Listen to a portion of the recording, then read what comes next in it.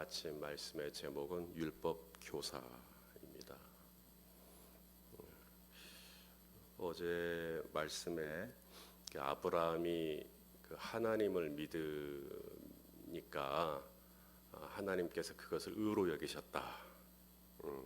아브라함이 하나님을 믿으니까 하나님께서 그것을 의로 여기셨다. 율법을 주시기 훨씬 이전에 모세를 통해서 율법을 주시기 훨씬 이전에 아브라함이 하나님을 믿으니까 하나님께서 이미 의롭다고 여겨주셨다라는 거죠. 그래서 이 모세의 율법과 아브라함이 하나님을 믿어서 의롭다고 여김을 받았던 그 시점의 차이가 약 430년 이상의 차이가 나는데 율법으로 의롭다함을 받기도 전에 믿음으로 하나님이 이미 의롭다라고 하셨다. 자, 그렇다면 우리에게 질문이 하나가 있는데, 아니 아브라함이 하나님을 믿어서 하나님께 의롭다함을 받았다면 굳이 율법을 주시는 이유가 뭔가? 율법을 주시기도 전에 아브라함이 하나님을 믿음으로 의롭다라고 하셨다면 굳이 율법을 주실 이유가 뭔가라고 하는 질문이 생기게 됩니다. 거기에 대한 답이 이제 오늘 본문입니다. 오늘 본문이 시작되는 19절에 보니까 왜 하나님께서 아브라함처럼 믿으면 의롭다고 하시는데 왜 430년이 지나 모세의 때에 율법을 주시는가? 율법을 주신 이유는 19절에 범법함으로 주신 거다. 범법함으로 주신 거다. 이런 얘기를 하는 겁니다. 그런즉 율법은 무엇이냐? 범법함으로 더하여진 것이라. 이렇게 되어 있는 겁니다. 여기 범법함으로라고 이렇게 되어 있는데 이게 범법 무엇 함으로 이게 전치사 카린이라고 하는 전치사가 쓰여졌는데 이 카린이라고 하는 이 전치사는 두 가지의 뜻이 있습니다. 무엇 때문에라는 뜻도 있어요. 여기 우리 개역 번역에 뭐뭐 때문에로 번역이 된 겁니다. 그래서 범법하기 때문에 이 율법을 주신 거다. 그렇게 해석할 수도 있고요. 또 하나는 무엇을 위하여 이렇게 또 해석이 돼요. 카린이라는 이 전치사가. 그러면 무엇을 위하여라고 번역을 하면 범법하도록 하기 위하여 율법을 주셨다. 이렇게 해석이 되어버립니다. 그러니까 이게 약간 뉘앙스가 이상하죠. 율법을 주신 이유는 죄를 짓도록 하기 위해서 주셨다. 이런 뜻이 되는 거니까 이게 이상하다. 그래서 죄를 짓기 때문에 주셨다로 번역을 하는 것이 자연스럽다 해서 지금 이렇게 해석을 한 건데요. 사실 위하여라고 번역을 해도 이상이 없습니다. 왜냐하면 그것이 로마서 말씀이기 때문에 그래요. 로마서 5장 20절 말씀에 이렇게 되어 있습니다. 로마서 5장 20절에 율법이 들어온 것은 범죄를 어떻게 하기 위하여? 더하게 하려 함이라. 그래서 율법을 우리에게 주신 이유가 뭐냐면 우리로 하여금 죄를 더하게 하기 위해서다. 이렇게 또 말씀을 이게 율법의 기능 중에 하나입니다. 자, 그러니까 이 죄를 알면 신호를 어기는 건 죄야. 응? 빨간불에 건너는 건 죄야. 알면 안 짓죠. 응. 그러니까 알면 안 짓잖아요. 왜 고개를 갸우뚱 하시죠? 알면 안 짓는데 이상하죠? 아는데 지어요. 알면서 뭐라고 생각되냐면 내가 왜 이렇게 못 지키지? 그래서 법을 우리에게 주신 이유가 뭐냐면 죄를 더하게 하기 위함이다. 또 이렇게 말씀을 하시는 겁니다. 그러니까 두 가지입니다. 두 가지. 쉽게 설명을 하면 하나님이 우리에게 율법을 왜 주셨는가? 첫째는 이게 죄다. 이게 죄다. 죄를 깨닫게 하기 위함이다. 범법. 이렇게 만약에 율법을 주시지 않으면 우리는 그것이 죄인 줄 모르죠. 그래서 하나님이 죄를 깨닫게 하기 위해서 율법을 주신 겁니다. 이렇게 하지 마라. 이렇게 해라. 그래서 해라법이 있고요, 하지 말라법이 있고요. 이게 율법이잖아요. 그래서 율법을 통해서 우리에게 죄를 깨닫게 하기 위함이에요. 히브리서 10장 1절과 2절에 보시면 자, 보여주시죠. 히브리서 10장 1절과 2절. 자, 읽어보실래요? 율법은 장차 올 좋은 일의 그림자일 뿐이요 참 형상이 아니므로 해마다 늘 드리는 같은 제사로는 나오는 자들을 온전하게 할 수 없느니라. 그렇지 아니하면 섬기는 자들이 단번에 정결하게 되어 다시 죄를 깨닫는 일이 없으리니, 이렇게 되어 있어요. 그러니까 율법의 기능 중에 하나가 뭐냐면 죄를 뭐예요? 깨닫게 하는 일, 깨닫게 하는. 그래서 하나님이 율법을 주심으로 말미암아 이거 죄야, 이렇게 하는 건 죄야, 이렇게 너 거짓말하면 안 돼. 왜? 그것이 율법이죠. 거짓말하면 안 돼. 게으르면 안 돼. 반찬 먹을 때 편식하면 안 돼. 그래서 죄를 깨닫게 하는 것입니다. 죄를 깨닫게. 그다음 두 번째, 나의 한계. 죄는 알겠는데, 이제 뭐가 죄인지는 알겠는데, 근데 그 죄를 내가 온전하게, 율법을 내가 온전하게 지켜낼 수 없는 나의 한계, 이것을 하나님이 깨닫게 하시기 위해서요. 그래서 율법을 주신 겁니다. 마음으로는 하나님의 법을 지키고 싶어요. 마음으로는 정말 빨간불 절대 건너가지 말아야지, 빨간불 지켜야지 싶어요. 마음으로는 하나님의 법을 즐거워하는데요, 이 육신이 녹록치 않다라는 겁니다. 로마서 7장 22절 24절까지 한번 읽어보겠습니다. 로마서 7장 22절 24절 시작. 내 속사람으로는 하나님의 법을 즐거워하되 내 지체 속에 보니까 한 다른 법이 내 마음의 법하고 싸워서 내 지체 속에 있는 죄의 법으로 나를 사로잡는 것을 보는도다. 오호라, 나는 곤고한 사람이로다. 이 사망의 몸에서 누가 나를 건져내랴. 이 고백 지금 누가 했어요? 바울이거든요. 바울이 뭐라 그랬어요? 나는 율법으로는 흠이 없는 자라 그랬거든요. 그 정도의 사람인데도 사실 자기 안으로 들어가 보니까, 율법으로는 흠이 없는 자라고 했던 자기 자신을 안으로 들어가 보니까 쉽지 않아.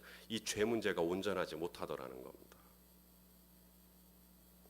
그러니까 하나님께서 우리에게 율법을 주신 이유는 내가 아무리 정말 마음으로는 하나님의 법을 즐거워하고 내가 하나님 뜻대로 살아야지, 내가 이제 결심하고 내가 이제 확신하고 내가 이제는 막 일기장에다가도 기록도 하고 막 방에다가 이렇게 막 붙여서 붙이기도 하고 막 내 식구들에게 선포도 하고, 나 이제 이거 안 해, 막 선포도 하고, 이제 절대 그렇게 해야지 했는데도 이게 잘 안 돼요. 그래서 율법을 주신 이유가 뭔가, 넌 안 된다, 넌 아무리 해도 안 된다, 넌 절대 안 된다. 그래서 나를 막 좌절시키고 나를 절망하게 하고 나를 자책하게 만들고 나를 막 자기 연민에 빠지게 만들고 나를 학대하게 만들고, 그러려고 율법을 주셨는가? No. 오늘 사도 바울이 우리에게 율법의 기능을 이야기하는 겁니다. 범법함으로 우리에게 율법을 주셨는데, 우리에게 율법을 주신 이유는 그래서 내가 안 되는 거구나 라고 하는 나의 한계를 철저하게 통감하면서, 동시에 그 율법의 순기능입니다. 동시에 그 율법이 나를 어디로 데리고 가는가? 내가 안 되는구나, 내가 아무리 하려고 해도 안 되는 거구나, 오호라, 나는 곤고한 자로다. 이 사망의 몸에서 누가 나를 건져내랴 하면서 나의 시선이 결국은 누구를 바라보게 만드냐면 예수 그리스도를 바라보게 만들어요. 내 힘으로는 안 된다는 거. 그게 율법이에요. 율법은 율법이잖아요. 법은 나의 모든 행동을 감시하고 나의 모든 행동을 규제하고, 그래서 내가 뭔가 밖에다가 뭐 하다못해 껌이라도 뱉으면 율법은 이게 율법이에요. 너 그러지 마. 너 그렇게 행동하는 거 아니야. 너 그런 말 하면 안 돼. 율법은 나의 모든 것을 올가매고 나를 불편하게 하고 나를 질식하게 하고. 여러분 학교 다닐 때 학교 주임 선생님 기억나세요? 대나무 막대기 들고 다니면서 껄렁껄렁하게 들고 다니면서 마음에 안 드는 학생들이 있으면 머리 탕 때리시는, 안 맞아 보셔서 여러분 기억 안 나시죠? 예, 학교 주임 선생님. 예, 이분이 율법이에요. 그분이 율법이라고. 그분은 뭐 너 이리 와봐. 너 머리 상태가 왜 그래? 쾅 때리고요. 너 왜 지각해? 쾅. 아무도 그렇게 안 하는데 그분은 주임이거든요. 그러니까 모든 학생들의 행동을 규제하고 학생들이 학생답지 않은 행동을 했을 때 이분은 법이라고 하는 걸 가지고 바로 이 대나무 막대기로 바로 어떤 제재가 들어오는 겁니다. 호랑이 선생님이죠. 주임 선생님입니다. 율법입니다. 그래서 그 주임 선생님 앞에 가면 내가 왜 작아지는가? 그래서 주임 선생님 앞에 가면 막 이렇게 쫄고, 주임 선생님 앞에 가면 내가 이렇게 보고 불편해지고. 그런데 참 역설적인 게 뭔지 아세요? 그렇게 무서운 주임 선생님이고 그렇게 무서운 선생님이신데 이 주임 선생님이 뭐냐면 나를 오라는 거예요. 그리고는 나를 누구에게 데리고 가는가? 예수 그리스도에게 데리고 간다. 예수 그리스도에게. 자, 예를 들어 이런 겁니다. 선생님이 성적표를 쫙 펼쳤어요. 교탁에 가보니까 교탁 위에 제 성적표가 쫙 있어요. 기도생활 몇 점, 성도와의 교제에 있어서 사랑과 사랑을 격려하고 칭찬해줬던 거 몇 점, 용서해줬던 거 몇 점, 허물을 덮어줬던 거 몇 점, 인내해줬던 거, 인내한 거 몇 점, 주님 뜻대로 물질을 쓴 것 몇 점, 순종한 것 몇 점, 예배 어떻게 했는가 몇 점, 남편과의 관계 몇 점, 자녀들에게 주님의 교양과 훈계로 양육한 것 몇 점, 하나님과의 친밀함을 위해서 경건의 훈련에 애쓴 것 몇 점. 여러분 이런 항목들이 쫙 있다면 여러분은 몇 점 정도나 될 것 같으세요? 이게 성적표가 있단 말이에요. 고등학교 3학년이 됐어요. 자, 교탁 위에 선생님이 나오라는 거예요. 너 손희선 너 나와. 그래서 제가 나갔어요. 교탁 위에 저의 고등학교 1학년 때부터 3학년 때까지 모든 내신 성적이 여기 다 공개가 되어 있어요. 이게 네 성적이야. 거기에 저의 모든 것에 대한 항목이 다 점수가 매겨져 있어요. 몇 점, 몇 점, 몇 점. 그리고 그 옆에 보니까 대학교가 나와 있어. 대학교. 전국 서울에서부터 지방에 있는 모든 대학교가 나와 있어요. 그리고 이제 이 점수와 이제 어떻게 하면 이 대학교, 그러면서 이 선생님이 그러는 거예요. 자, 대학교 많지? 예, 많습니다. 어떡하냐? 네가 갈 대학이 없다. 그런 얘기 안 들어보셨어요? 어떡하냐? 이 성적 가지고 갈 대학이 없다. 갈 대학이 없어. 갈 대학이 없다. 왜 안 되니까? 미달이니까. 기도도 미달, 말씀도 미달, 믿음도 미달, 영성도 미달. 다 미달이니까 안 돼. 뭐 갈 데가 없다. 이게 율법이 하는 이야기입니다. 율법은 안 된다는 거예요. 내가 가고자 하는 게 있는데 안 된다는 거예요. 절대로 안 된다. 너는 부족하다. 너는 이것도 부족하고 너는 저것도 부족하고 내 기준에 의하면 너는 절대로 너는 여기 못 간다. 너는 못 간다. 그래서 교탁 앞에 서서 고개를 푹 숙이고 있는 겁니다. 나는 이제 안 되는 거구나. 나는 결국은 이렇게 되는 거구나. 그런데 이 율법 선생님이 놀라운 이야기를 하는 겁니다. 대학 가고 싶니? 예, 가고 싶습니다. 그럼 너에게 한 가지 소망이 있다. 뭡니까?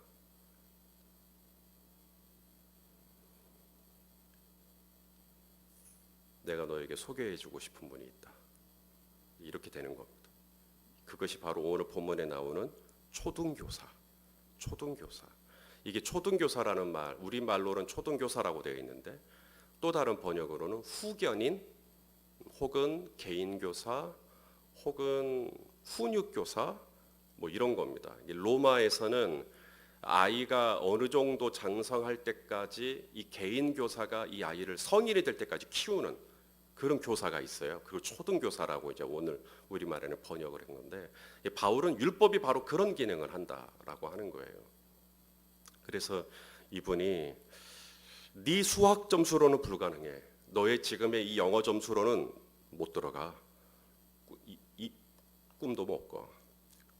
근데 여러분, 대학에 들어갈 수 있는 방법 중에 뭐 논란의 여지가 있긴 있습니다만 기여 입학제라는 게 있어요. 기여 입학제, 소위 기부금 입학제라고 하는 건데요. 누군가가 이제 그 대학교에 이제 한 20억 정도를 딱 그렇게 기부금을 낸 거예요. 그러면 대학교에서는 그 기부금을 내신 분의 자녀는 이제 들어가는 겁니다. 이제 이런 게 있어요. 널 위해서 누군가가 그렇게 하신 분이 있다. 내가 그분을 소개시켜 주마. 그분의 이름이 예수다. 예수님이 십자가에서 너를 위해서 너의 모든, 당신의 모든 생명을 거기다 다 쏟아부었다. 네가 아직 죄인 되었을 때, 네가 아직 아무것도 모르는데 너를 위해서 모든 것을 갈보리 십자가 언덕에서 그 일을 하셨다. 여러분, 죄인인데 무슨 수로 하나님만큼 거룩할 수 있겠어요? 죄인이 무슨 수로 하나님만큼 완전할 수 있겠어요? 하나님께 이를 수 있는, 대학에 갈 수 있는, 하나님의 영광에 이르기 위해서 너무 커트라인이 높아요. 죄인의 수준에서는. 죽었다 깨어나도 나는 거기 못 가요. 하나님의 커트라인이 너무 높아요. 하나님의 영광이라고 하는 그 커트라인이 너무 높아가지고 나는 못하겠어요. 그게 율법입니다. 너 이거 모자라잖아. 너 이것도 모자라잖아. 너 집에서 네 아내한테 이랬잖아. 그러니까 이게 하나님의 영광에 못 가요. 네 이 성적으로 어떻게 하려고 그래? 맞아요. 할 수가 없어요. 근데 오직 한 분, 예수 그리스도, 그분이 하신 일이 있어요. 나를 대신해서. 바로 당신의 생명을 십자가에서 하나님이 원하시는 그 모든 수준을 다 만족시킨 나를 대신해서, 그게 바로 십자가예요. 내 힘으로는 하나님의 영광에 이르는 것이 불가능한데 예수님이 나를 위해서 모든 것을 다 이루어 놓으셨어요. 그렇다면 내가 할 일이 뭐냐면, 예수님이 하신 이 모든 일을 내가 믿고 의지하고 담대하게 대학에 어플라이하고, 그래서 그 대학교를 들어가면 되는 거예요. 그런데 누군가가 나를 위해서 이런 엄청난 일을 이루어 놓았어요. 20억을 냈다. 그런데 이것을 율법이 이야기해줘요. 모세와 선지자로부터 기록된 모든 것이 예수 그리스도에 대한 이야기인데, 예수 그리스도가 이 모든 일을 이루었다라고 율법이 이야기해줬어요. 그런데 이 이야기를 듣고도 내가 안 믿는 거예요. 왜 그분이 나를 위해서 그렇게 해요? 나는 그거 믿을 수 없어요. 나는 그거 받아들일 수 없어요. 저는 제 힘으로 대학 들어갈 거예요. 저는 제가 조금 더 공부하고, 제가 재수하고, 제가 더 노력하고, 그래서 제 힘으로 들어갈 거예요. 그게 율법주의입니다. 그래서 나는 예수 그리스도의 공로가 필요 없고, 나는 내 힘으로, 내 능력으로, 내 머리로, 나는 내가 영광에 내 스스로 이르겠다. 그게 율법주의예요. 그래서 절대로 거기에 이를 수 없는 지경이 되는 건데도 기어이 나는 율법을 의지하면서 나는 혼자의 힘으로 하나님의 영광에 이뤄보겠다. 그게 이제 갈라디아 이 교회들 안에 들어와 있는 지금 다른 복음의 내용들입니다. 어떻게 이해가 되고 계시는지, 최대한 쉽게 하려고 하는데, 주님이 나를 위하여 이런 엄청난 일을 해놓으신 것을, 그럼 나는 뭐만 하면 돼요? 이것을 믿고, 주님이 정말로 나를 위해서 하셨구나. 내가 이것을 믿고 누리고, 그리고 내가 기쁨으로 그 대학교에 들어가면 되는 겁니다. 하나님의 영광에 가면 되는 거예요. 그래서 내가 주님의 공로를 의지하여 이제 나는 하나님의 영광에 이룰 수 있는 길이 열렸으니까 아멘 하고 할렐루야 하고 나는 이제 그 대학교에 들어가면 되는 거죠. 그러면 대학교에 들어가면 끝인가? 아니죠. 이제 대학교에 들어갈 수 있는 자격을 얻은 자로서 이제는 하나님의 영광에 이룰 수 있게 되었으니까 이제 내가 어떻게 살아야 되는가, 오늘 보면 거기까지도 이야기해요. 내가 이제 예수 그리스도의 희생과 예수 그리스도의 공로로, 기여 입학제, 주님의 공로로 내가 이제 하나님의 영광에 이룰 수 있게 되었으므로 내가 어떻게 살아야 되는가, 세 가지. 자, 26절, 27절, 28절 이렇게 한 가지씩 이야기합니다. 자, 26절 읽어보겠습니다. 시작. 너희가 다 믿음으로 말미암아 그리스도 예수 안에서 하나님의 아들이 되었으니. 자, 이게 첫 번째 해야 될 일이에요. 내가 이제 믿음으로 말미암아 그리스도 예수 안에서 하나님의 아들이 되었으니. 여러분, 아들과 종의 차이가 있어요. 아들과 종의 차이. 종은 무슨 일을 하다가 잘못했어요. 종이에요. 종은 무슨 일을 하다가 잘못했어요. 그럼 무슨 생각이 들까요? 잘릴 것이 염려가 돼요. 아, 나 이제 잘리겠구나. 나 이제 큰일 났구나. 퍼니시먼트, 처벌, 징계 막 이런 게 무서워요. 아들은요. 아들은 하다보다 설거지하다가 그릇을 깼어요. 그러면 혼날 수 있겠죠. 이제 엄마도 혼나겠구나. 혼나는 것이 염려스럽진 하겠지만 그렇다고 해서 엄마가 오늘 저녁에 나를 이제 팬티바람으로 바깥으로 아예 쫓아내겠구나 라고 염려하는 아들은 없습니다. 이게 아들과 종의 차이입니다. 종은 어찌하든지 주인의 인정을 받기를 원하고 어찌하든지 주인의 칭찬을 받기를 원하고 그래서 막 노력해요. 그게 종입니다. 아들은 굳이 그렇게까지 하려고 하지 않아요. 아들은 그렇게까지 내가 노력을 하고 애를 써서 부모님의 어떤 마음을 얻어내려고 그렇게까지 하지 않습니다. 왜? 그렇게 하지 않아도 그냥 부모님은 좋아해요. 그냥 우리 애가 아침에 학교 다녀올게요 하고 갔다가 오후에 건강한 모습으로 밝은 모습으로 집에 돌아와만 줘도 부모는 어때요?